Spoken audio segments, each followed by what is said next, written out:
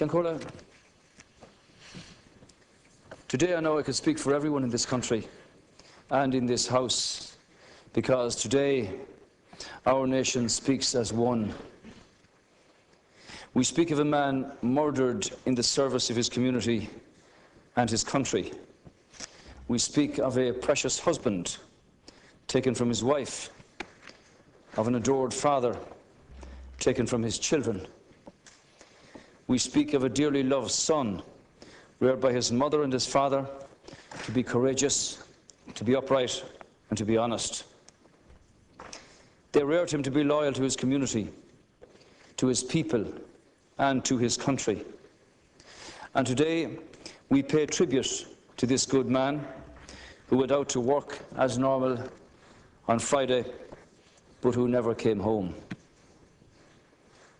Let me assure everyone here, everyone in his family and in the country, that we will do everything possible to bring those who murdered Detective Garda Adrian Donohoe to justice.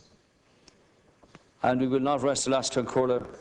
We cannot rest until we have done so.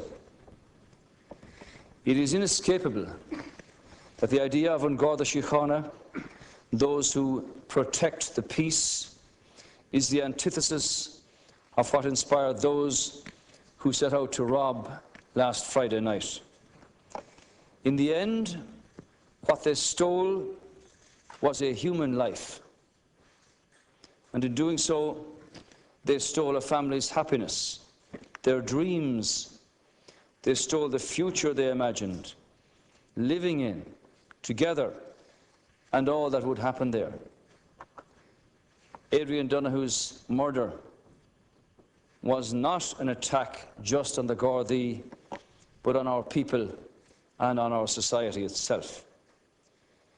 It is equally an attack, alas, Ciancóla, on what binds us as a people and as a nation, and that is our empathy and our compassion.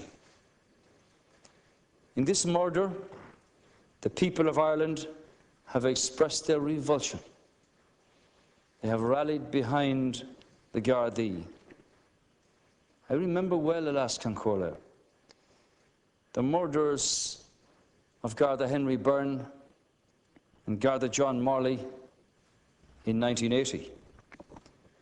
And in 1996, the murder of Garda Jerry McCabe, and the country felt the same sense of revulsion then as it does now. I want to assure the family of Adrian Donohoe and the people of Ireland that those who committed this barbarous and this act of cowardice will face the full rigours of the law. The penalty for those found guilty of killing a member of an Garda Síochána is a minimum mandatory sentence of 40 years imprisonment upon conviction, and they will serve that. The Garda Commissioner has made it clear that they will use every resource available to apprehend the murderers, and in their efforts in this, they have the full support of the government, of the entire House, and of the Irish people. So it is also appropriate that we today acknowledge the service that members of an Garda Síochána provide on our behalf every day, which service might oftentimes be taken for granted. Without their willingness and their courage to protect the community, violence and disorder could certainly prevail, and the rights and well-being of law-abiding people would be crushed.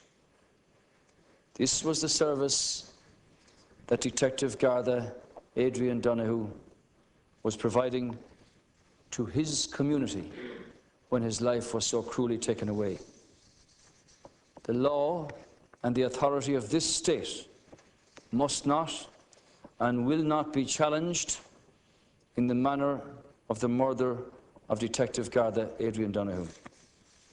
May he rest in peace, and to his family our deepest sympathy from a day from which they will never recover. Cynhenid Dia Trócaire ar Anam Croga agus Dílis.